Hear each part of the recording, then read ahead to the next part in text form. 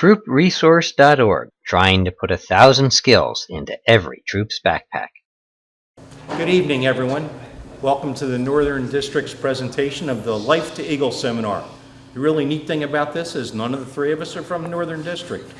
I'm just introducing because our host is not here right now. But doing the presentation tonight will be Arlen Hodgkiss.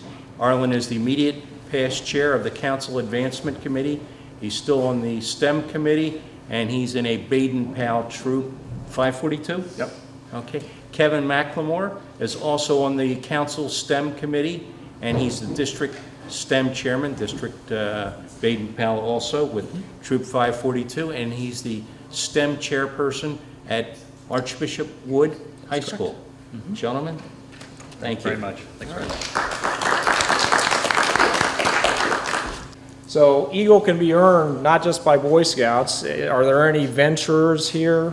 But certainly it can be earned by all these branches of scouting that you see here. So you can be an adventuring crew, a Sea Scout ship, or a varsity team and earn Eagle after you've earned the rank of first class within a troop. So here's some resources and some links to different things.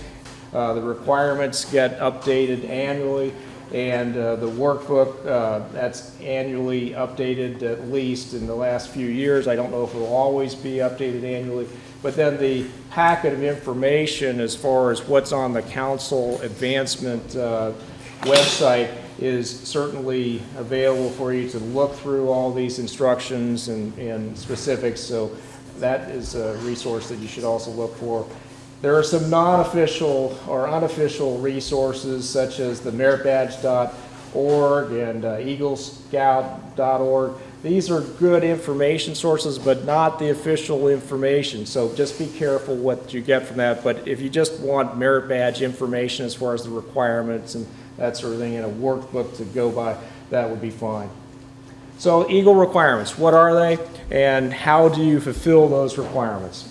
So first, you see a listing here. These are the basic requirements: active as a Life Scout for 6 months, 21 merit badges, position of responsibility for 6 months, Eagle Service Project, live by the oath and law in your daily life, show Scout spirit, a Scoutmaster Conference, and the Eagle Board Review. So that's just an overview. I'll go through these. So you must be able to fulfill all those requirements by the time you turn 18. You don't have to do a number of other things by the 18th birthday. You don't have to have all of your paperwork turned into the council office by the time you turn 18, and there are several examples of that. You don't have to have your board review or your court of honor by the time you turn 18, and that is very common. And so all these things are things that must be happening by the time you turn 18, but there are some exceptions for people who have permanent disabilities, and I'll go through that. So what does active mean? This is something that is a requirement, and it means that you're registered on one hand with any registration fees current, not dismissed from your unit for disciplinary reasons. You meet reasonable pre-established expectations as far as activity or participation in what goes on in the unit's activities. And as far as an alternative to this test, the expectations are not met. Here we see the kinds of things that are examples as far as activity and to consider things that may be limiting a scout's participation or activity. And so my troop, for example, we have a percentage of number of trips or number of meetings that a person is expected to meet, and we let the people, the scouts, know, as well as their parents know, what we're expecting. But we also have a situation where if somebody's playing on a sports team at school or somebody's playing in the high school band or something like that, then they could actually take a leave of absence. And so numerically, we don't count those meetings or those trips if they take a leave of absence for a couple of months against what we expect for their participation percentages. 6 months do not have to be consecutive. You can have 2 months here, 2 months there, 1 month here, but you have to have a total of 6 months of activity after becoming life. 13 Eagle required merit badges that you see here, and all of these have very common points to them as far as having life skills. This is what we want to have you learn, that you can use these skills for the rest of your lives. But there are some alternatives, or for example, swimming or hiking or cycling. All those things are alternatives. If someone isn't a good swimmer, then they could get hiking or cycling merit badge. Environmental science or sustainability, that's another alternative.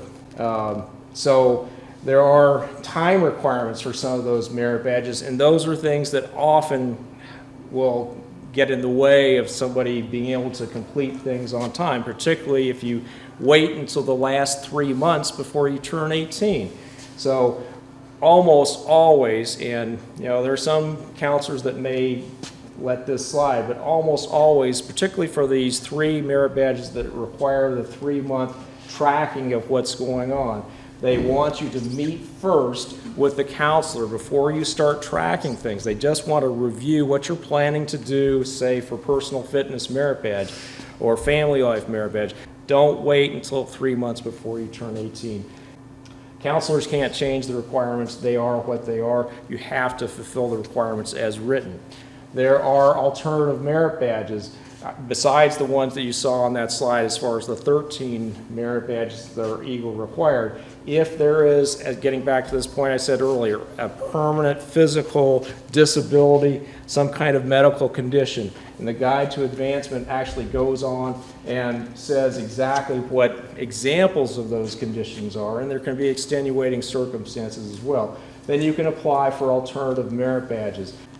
Position of responsibility. So this is something that is based on the Scout requirements, required 6 months involved in that one position. Again, doesn't have to be consecutive, usually happens that way, doesn't have to be consecutive, but it's something where you can be removed from the position, but once served, that time should count. Next slide. So these are the positions of responsibility that are the typical ones. I have seen some exceptions to this, but this is really what the Guide to Advancement is expecting Scouts to serve in. If there's something that's an exception to this as for some kind of medical reason, we really want to have a very, very good reason for that, because there are a lot of positions here where you don't have to be physically active in order to be a webmaster, for example. So I would think that you wouldn't have to have an accommodation for most cases as far as the leadership position. And again, the positions are different, whether you're in a team, crew, or ship. And there is also the possibility for lone scout leadership, and that's the example of a scout who is in a district or council or part of the country that's removed from where they're from originally. And I had a case of somebody that was at the Hill School, for example, but they're from Indiana. So they wanted to know, can the scout register as a lone scout close to where we are in our council and still complete their Eagle requirements? I said, sure, no problem. I put them in touch with troops in the area, put them in touch with merit badge counselors in the area. That scout was successful in completing their Eagle requirements, even though they're from a troop in Indiana. Next slide. All right, so that talks about the requirements for Eagle. I'm going to let Kevin talk about the service project.